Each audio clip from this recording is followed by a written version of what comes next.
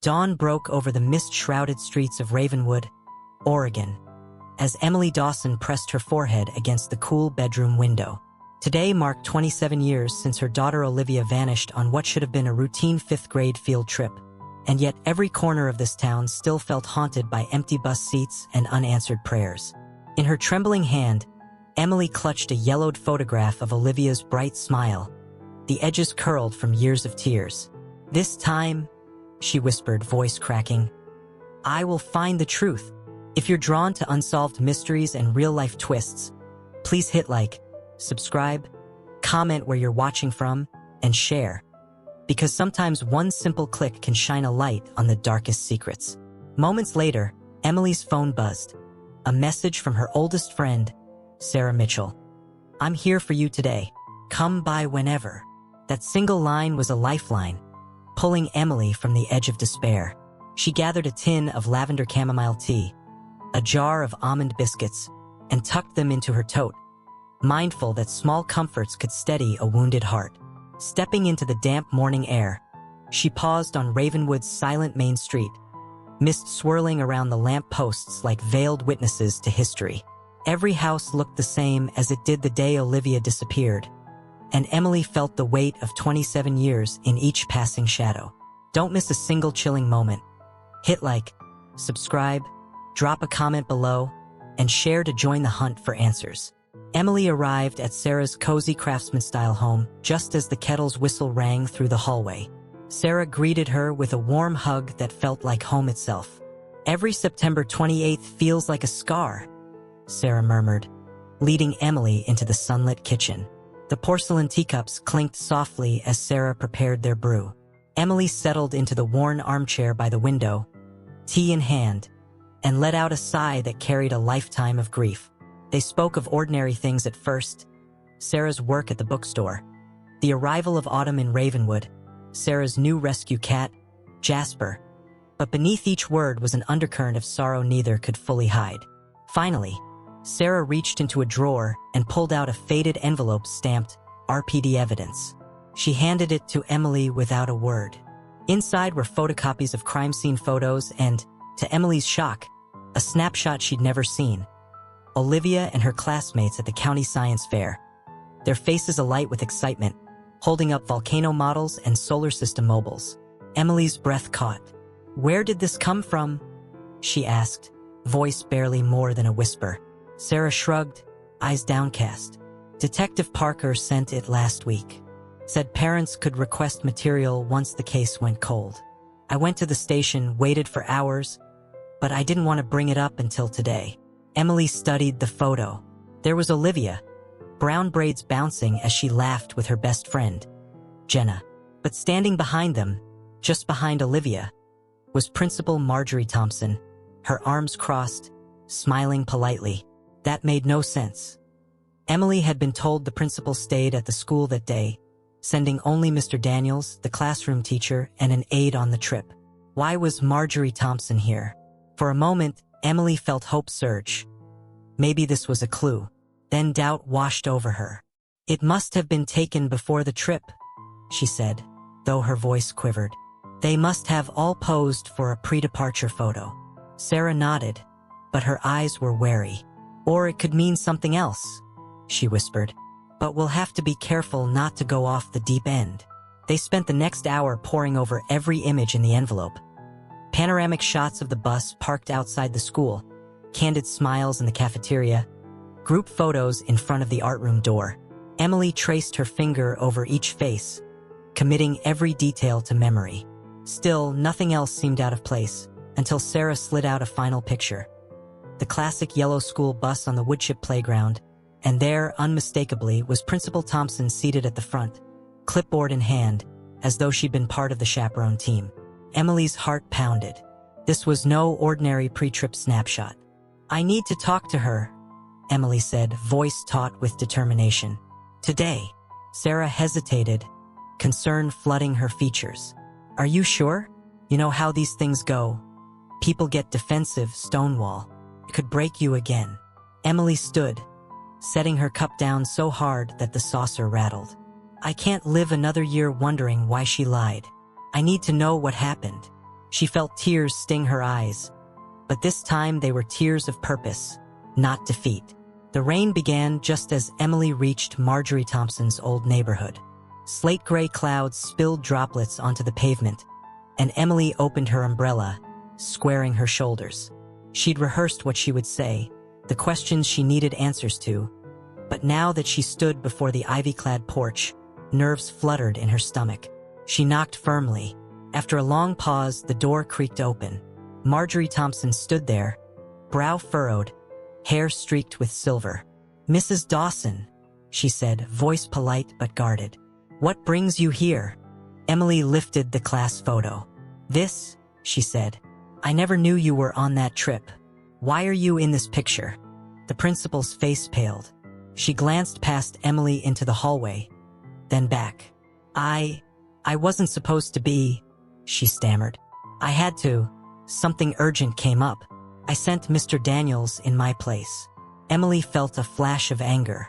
"Then why are you in the photo? And why didn't any of us know?" She pressed the picture into Marjorie's hands. "I need the truth." Marjorie's lip trembled. I don't know if I should say." She looked overwhelmed, torn. Emily stepped closer. "Please, after 27 years, don't ask me to walk away again." A moment of silence stretched between them. Rain pattered on the porch roof. Then Marjorie sighed, shoulders sagging. "Come inside," she said, voice barely above a whisper. Inside, the house was warmer, filled with the scent of old wood and lavender sachets. Marjorie led Emily down a narrow hallway to a sitting room piled with books and photo albums. She motioned to a recliner. Emily sat, clutching the photograph like a lifeline. Marjorie sank into an armchair opposite her. For a long time, neither spoke. Finally, Marjorie cleared her throat. "I owe you an apology," she said. "And maybe more." Emily leaned forward. "Start from the beginning." Marjorie exhaled, glancing at the photo. "That morning, I got a call I couldn't ignore. My brother was in an accident. Panicked. I thought about canceling the trip entirely, but I knew how excited the kids were. So I signed the permission forms, then handed everything off to Mr. Daniels. But before the bus left, I stayed to watch them board, and Detective Parker snapped that photo. After that, I left." Emily's eyes narrowed. "But you were here all day. I saw you in the faculty lounge. You greeted parents at the end-of-day assembly. If you stayed at school, why are you in the playground photo?" Marjorie's gaze wavered. I went back outside. I wanted one last look before I drove to the hospital." They lined up for a class picture. "I was behind the camera until someone asked me to step in at the last moment." Emily's pulse thundered. "Who asked you?" Marjorie swallowed. "Mr. Daniels. He said I should appear in the photo so it looked like the principal was involved in the trip. I didn't think much of it then." Emily felt a cold knot form in her stomach. "Why?" Marjorie's eyes filled with tears. "He begged me, said it was important. He said it would protect the school if anything went wrong." Protect the school? Emily's mind raced. But the trip went horribly wrong. Marjorie bit her lip. "I don't know what happened on the road. I never got that far. I drove away as soon as the photo was taken." Emily stood abruptly. "There's more," she said. "You're hiding something." Marjorie's head dropped. "I can't tell you. I'm so sorry." She pressed a trembling hand to her chest. "Please leave." Outside, the rain had turned to a steady drizzle. Emily closed her umbrella, feeling the moisture cling to her hair and clothing. She stared at the house for a long moment before turning away. Questions swirled in her mind. Who was Mr. Daniels? Really? Why had he insisted the principal appear in the photo? And what had happened on that bus 27 years ago? Emily pressed the yellowed photograph to her heart, vowing not to let this door slam shut. As she walked back down the quiet street, determination burned in her chest. She would find Mr. Daniels. She would dig into every record, interview every witness. She would not rest until the true story of Olivia's disappearance was brought to light. The fog rolled in thicker, but Emily felt clarity for the first time in decades. If you're still with me on this journey, drop a comment below with your thoughts. Give this video a thumbs up and share so more eyes can help uncover the truth hidden for 27 years. Emily woke before dawn, nerves thrumming through her like an electric current. The previous afternoon's conversation with Marjorie Thompson had left her with more questions than answers, and now she needed hard evidence. She slipped into her jeans and a fleece jacket, brewed a strong cup of coffee, and loaded her tote with the photograph, her notebook, a voice recorder, and a spare phone battery. As she drove toward Ravenwood Police Department, the streets were deserted, mist rising off the pavement in ghostly wisps. The station's neon sign flickered in the gray morning light, a beacon of bureaucracy and, she hoped, buried truth.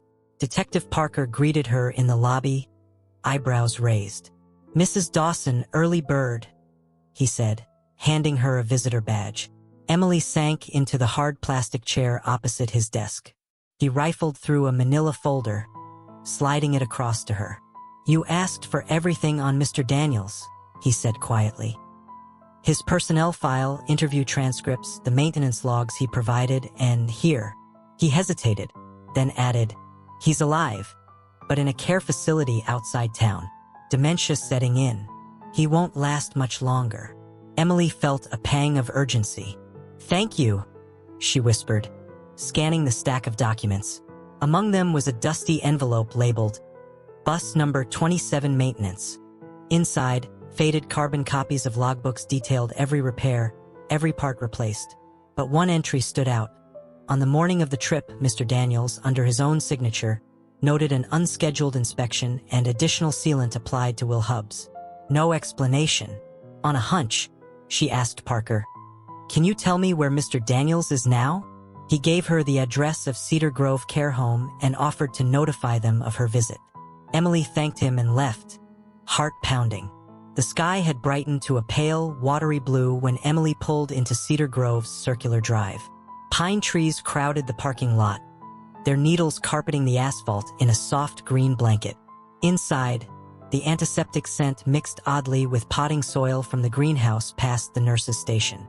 A young aide led her through fluorescent-lit corridors to a small common room where Mr. Daniels dozed in a recliner. He was frail, shoulders stooped, hair thin and white. At his feet sat a walker. Emily swallowed the lump in her throat, approached, and gently tapped his arm. He stirred, eyes cloudy but fixing on her face. "Mrs. Dawson?" he croaked. She nodded, struggling for composure. "I'm here about the trip," she said, voice barely above a whisper. "I have questions." He blinked, confusion flickering across his features.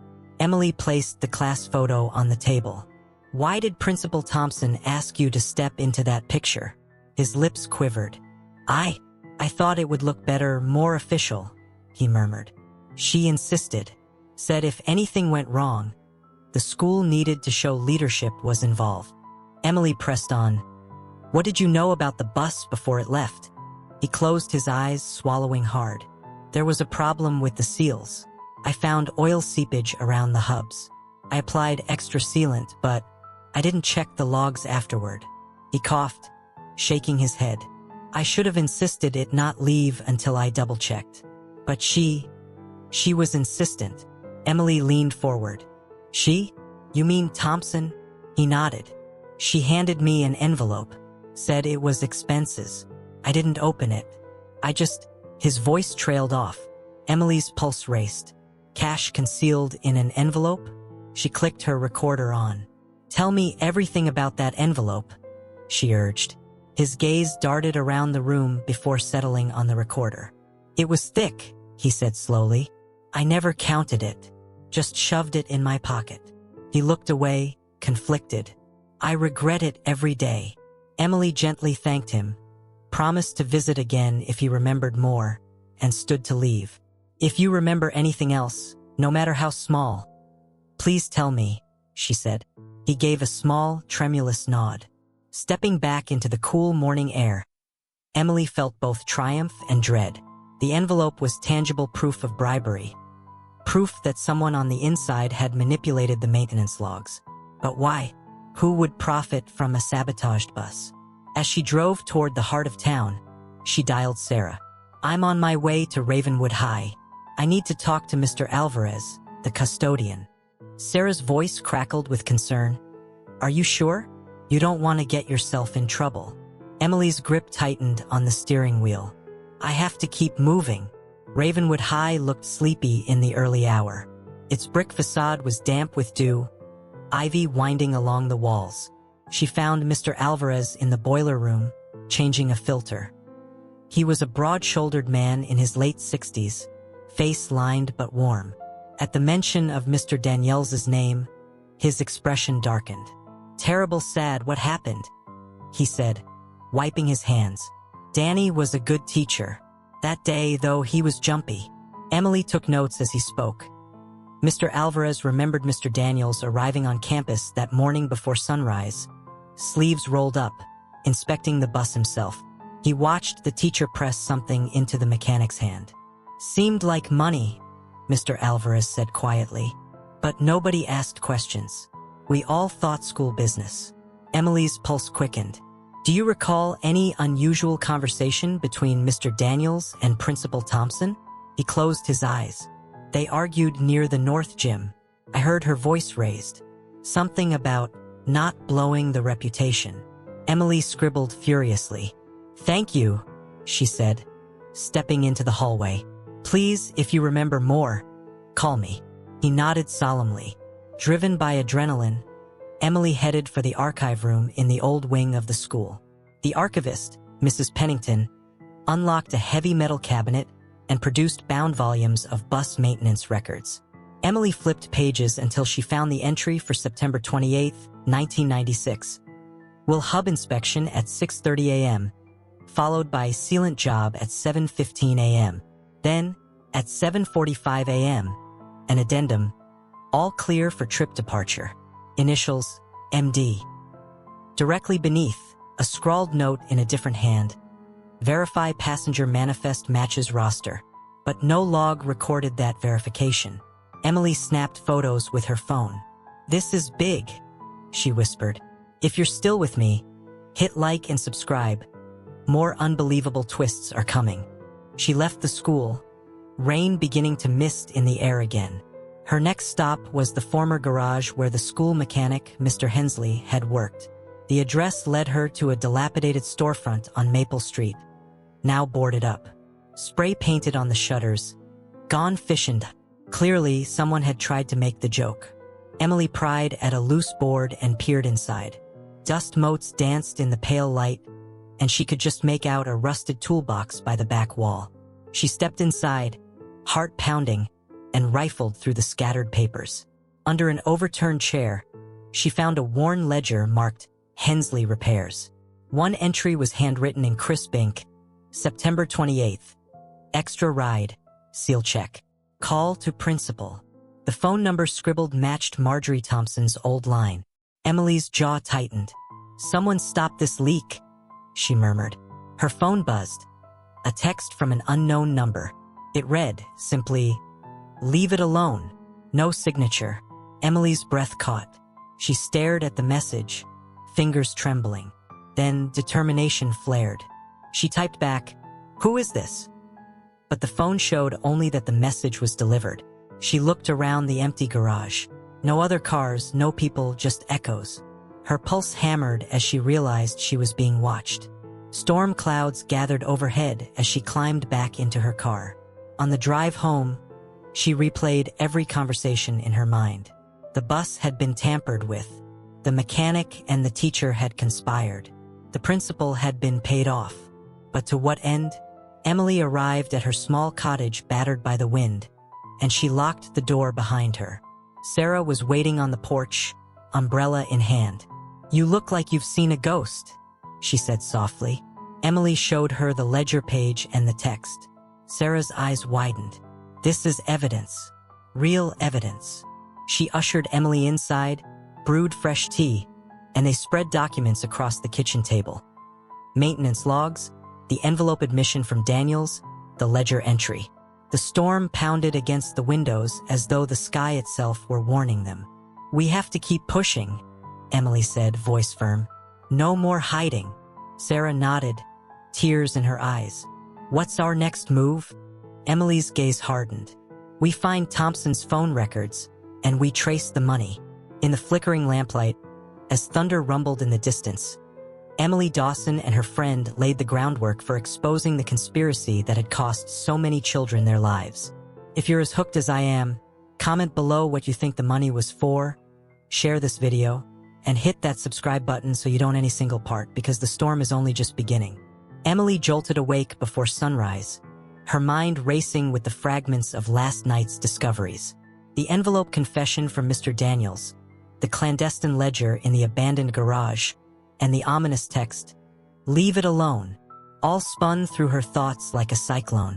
She lay in bed, staring at the ceiling, willing her heart to slow. Finally, she slipped out of bed, brewed strong black coffee, and texted Sarah, "Meet me at yours. We moved today." Within minutes, Sarah's reply blinked on her screen, "On my porch in 10. By 6:45 a.m., Emily and Sarah were huddled around Emily's dining room table, which was strewn with printouts. The faded bus maintenance logs, the photocopy of the Hensley Repairs ledger, and a transcript of their brief meeting with Mr. Daniels. Sarah cleared her throat. "We need phone records and bank statements. If we can link that envelope money to someone's account, we'll know who paid them." Emily nodded, staring at the ledger entry. "Call to principal." She tapped the paper. "First, who has access to Thompson's phone records from 1996? Cell companies keep logs for only a few years, but there should be archived backups." Sarah scrolled through her phone contacts. "I know someone, Leo Nguyen. He's a cybersecurity analyst. He owes me a favor from college. I'll call him." Within the hour, Leo arrived at Emily's door. A tall man in a pressed shirt and jeans, laptop bag slung over one shoulder. He wasted no time. "Show me everything," he said, setting up on the kitchen table. Over the next 2 hours, Leo worked his magic, cross-referencing the principal's old home phone and early cell number against archived switch data. He produced a CSV of call logs for September, October 1996, plus sporadic entries for the years after. Emily's breath caught as Leo pointed to one line. September 26, 1996, 11:03 p.m. to 11:17 p.m. Outgoing call from Marjorie Thompson's landline to 503-555-8742. Then, September 28, 1996, 2:45 p.m. Another call from the same number, this time lasting 4 minutes. Sarah frowned. Why call at 2:45 p.m.? Right when the children should have been on the bus? Emily's pulse thundered. "We need to find out whose number that is." Leo narrowed his eyes and transferred the number to a reverse lookup service. "This traces back to Ravenwood Development Corporation," he announced. "It's a shell company, registered right here in town, but the ownership is hidden behind 3 layers of LLCs." That afternoon, Emily and Sarah drove to the municipal records office. The clerk dug through files and pulled out incorporation documents. Ravenwood Development Corp had been created 6 months before the field trip, with its listed principal place of business at 412 Maple Avenue, coincidentally, the very address of the Hensley garage. "This is not a coincidence," Emily whispered. She photocopied the documents and tucked them into her tote. Next stop, the bank. At Bank of Ravenwood's historic main branch, they presented themselves to the branch manager under the pretense of inspecting a family estate account. When the manager stepped away, Sarah slipped into the manager's office, flashing a badge Emily had borrowed from Detective Parker for authenticity. She returned minutes later, her face pale. They kept archived logs of wire transfers tied to Ravenwood Development. Between March and October 1996, 6 deposits, each $12,000, were made into Mr. Daniels' account. And get this, in July 1996, there's a transfer of $50,000 from Thompson's personal account into Ravenwood Development Corporation. Emily staggered back. The principal funded the shell company and then used it to funnel money to Daniels? This was planned. Sarah nodded. "We have enough for subpoenas." Emily exhaled, relief and dread mingling in her chest. "We take this to Parker." They sped to Detective Parker's house on the outskirts of Ravenwood. He greeted them at the door, eyebrows arched. "You did good," he said, motioning them inside. In his study, they laid out the bank printouts, call logs, and Leo's CSV. Parker's jaw clenched as he skimmed the evidence. "This is more than enough for a search warrant on Thompson's house and her corporate files," he said. "I'll get the paperwork started now. But I need you two to hold tight. Don't confront anyone until we have the warrant." Emily bit her lip. "I know, but I'm worried someone will destroy evidence or run." Parker nodded, pulling on his coat. "Then we move fast. I'll take Jacobs with me. Meet us there in half an hour. Keep your phones on." 20 minutes later, Sarah and Emily lurked across the street from Marjorie Thompson's ivy-covered home, watching Parker's cruiser pull up. A second unmarked sedan screeched around the corner. 2 officers jumped out, brandishing the signed warrant. Inside the house, they ransacked filing cabinets, confiscated a laptop, and bagged dozens of ledgers and bank statements. Parker emerged, motioning Emily and Sarah over. He handed Emily Thompson's old flip phone, now sealed in an evidence bag. "Your call logs," he said.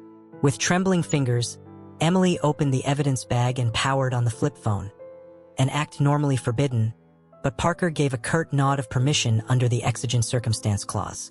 On the screen, a list of recent calls appeared, then months of archived logs. She scrolled until she saw recent entries. September 27, 2023, 10:17 p.m.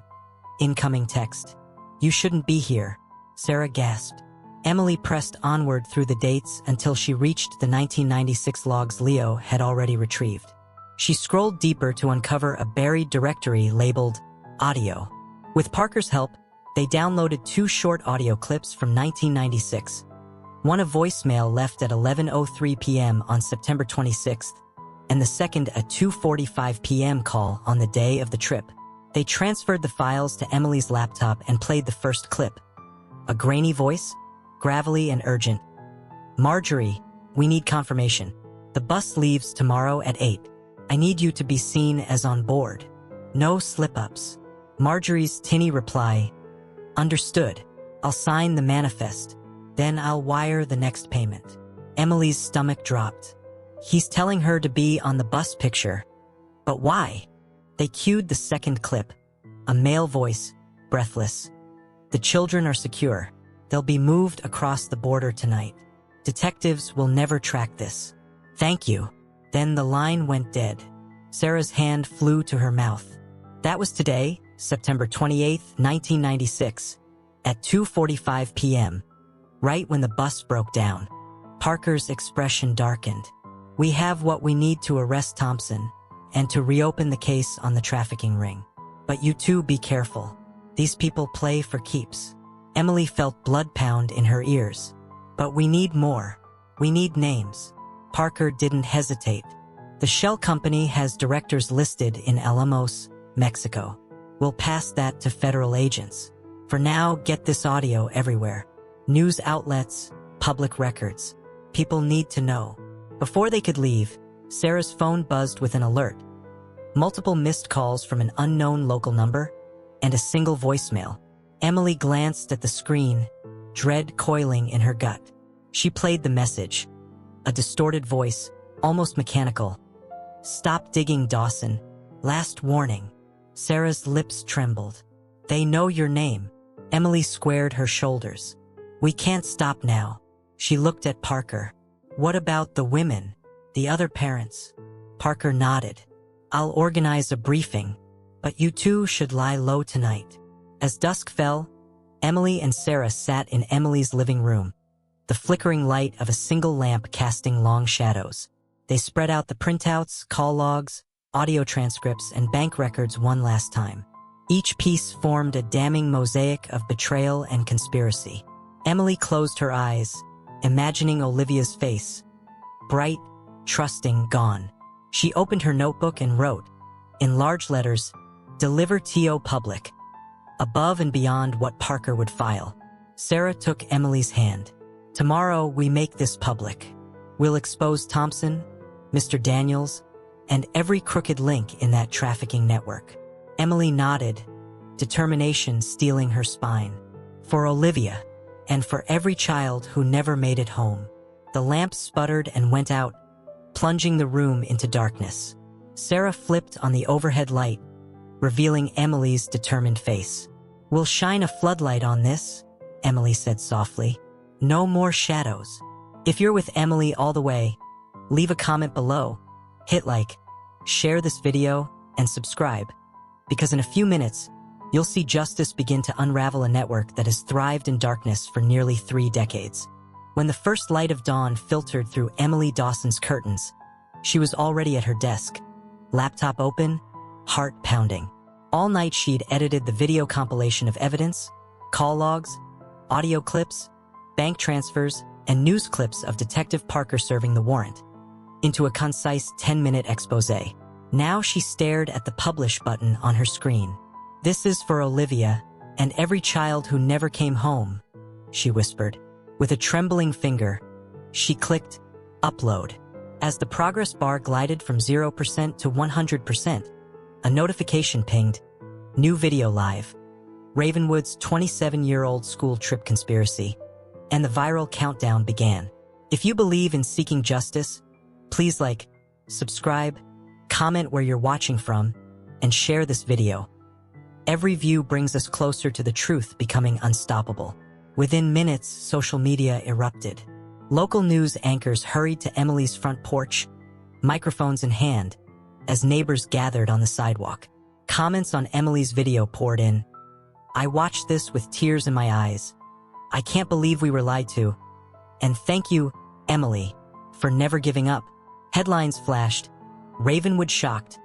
Principal accused in child trafficking plot. 27-year cover-up exposed by grieving mother. Detective Parker's office handled a tidal wave of calls, tips, leads, and outraged demands for action. Emily watched live streams of protesters gathering outside City Hall, holding placards, "Justice for Olivia, no more secrets." In that moment, she realized the power of one mother's voice and how it had ignited an entire community. By midday, federal agents had joined the effort. Ravenwood Development Corp's offices at 412 Maple Avenue were sealed off as part of a joint state-federal raid. Boxes of financial records, computers, and archived documents were carted away. Detectives in raincoats rifled through filing cabinets, photographing every shred of paper. At the same time, a team from the Department of Homeland Security contacted Mexican authorities, providing names of shell company associates and suspected traffickers. The operation unfolded on 2 continents. U.S. Marshals executed warrants in Phoenix and San Diego, while Mexico's Attorney General mobilized Interpol to detain suspects in Sonora. Back in Emily's living room, now overtaken by camera equipment, legal pads, and half-finished cups of tea, she and Sarah huddled over Leo's laptop, tracking the real-time progress of arrests. 6 down in the U.S., Sarah said, eyes wide, and 3 detained in Mexico. Emily felt a surge of relief, tempered by sorrow for the innocent lives stolen. At that moment, her phone buzzed again. A new voicemail from Detective Parker. He instructed them to join him at Rainier Park, near the old bus depot, at 6 p.m. for a community press briefing. "Be there," he ended. As dusk settled, hundreds gathered under gray skies at Rainier Park. Journalists lined metal barricades. Families of the vanished stood together, faces etched with decades of pain. On the makeshift stage, Detective Parker addressed the crowd, flanked by FBI agents and Ravenwood's U.S. attorney. "Thanks to the relentless courage of Mrs. Dawson," he said, nodding toward Emily, "we have solid evidence to indict Marjorie Thompson and her accomplices on charges of child endangerment, conspiracy to commit kidnapping, and human trafficking. We have reason to believe at least 20 children were transported across the border. Our priority now is locating any survivors and recovering remains." At that announcement, gasps rippled through the crowd. Emily's pulse thundered. Suddenly, a woman in the front row stepped forward. A young woman with dark hair and striking green eyes, clutching a faded 5th-grade yearbook. A hush fell. "My name is Jessica Harper," she said, voice trembling. "I was on that bus. I'm one of the survivors." The crowd erupted in stunned silence, then cheers and sobs. Emily's breath caught. Jessica's confession echoed in Emily's ears. "I escaped near the border and lived in hiding for years, too afraid to come forward. But when I saw this story, I knew I had to help." Sarah embraced Emily, tears streaming as hope and heartbreak collided. Detective Parker welcomed Jessica to the stage. "Your testimony will be invaluable," he said gently. "With your help, we can identify other survivors or find remains." Jessica nodded, composure hard-won. "I want to tell the world what happened," she said, voice strong despite the tremor. "These children deserve to be remembered."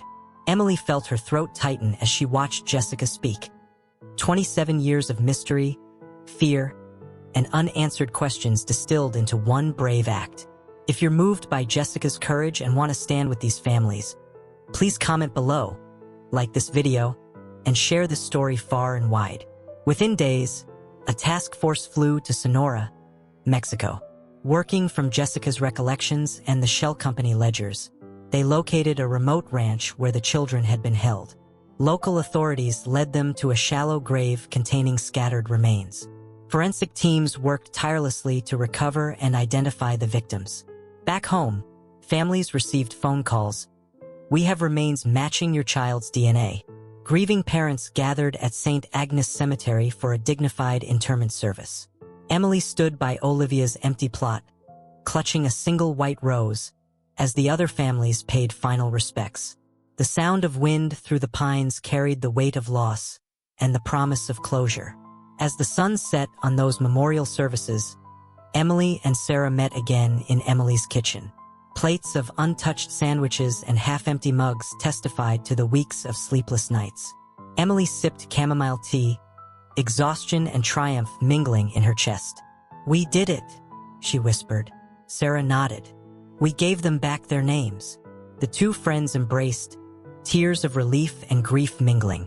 In the weeks that followed, Marjorie Thompson appeared in federal court, shackled and silent. Mr. Daniels's dementia had worsened. He was never prosecuted but remains a key witness protected under a plea deal.